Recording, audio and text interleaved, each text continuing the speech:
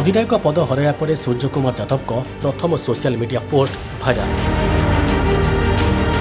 ଭାରତୀୟ କ୍ରିକେଟ ଦଳର ଟି20 ଅଧିନାୟକ ପଦରୁ ବାଦ୍ ପଡ଼ିବା ପରେ ଷ୍ଟାର ବ୍ୟାଟର ସୂର୍ଯ୍ୟକୁମାର ଯାଦବଙ୍କ ପ୍ରଥମ ସୋସିଆଲ ମିଡିଆ ପୋଷ୍ଟ ଏବେ ଖୁବ୍ ଭାଇରାଲ ହେବାରେ ଲାଗିଛି।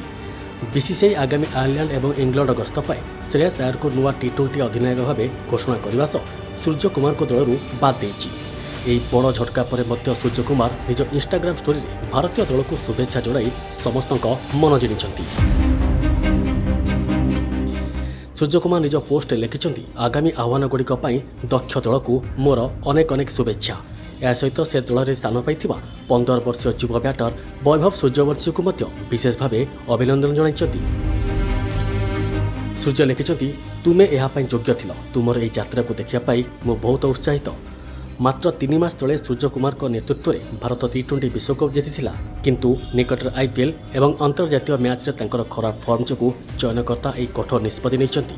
ଅଧିନାୟକ ପଦ ଯିବା ସହ ଦଳରୁ ବାଦ୍ ପଡ଼ିବା ସତ୍ତ୍ୱେ ସୂର୍ଯ୍ୟକୁମାରଙ୍କ ଏଭଳି ସକାରାତ୍ମକ ଆଭିମୁଖ୍ୟ ଏବଂ ଉଦାରତାକୁ କ୍ରିକେଟ ପ୍ରେମୀମାନେ ଖୁବ୍ ପ୍ରଶଂସା କରୁଛନ୍ତି।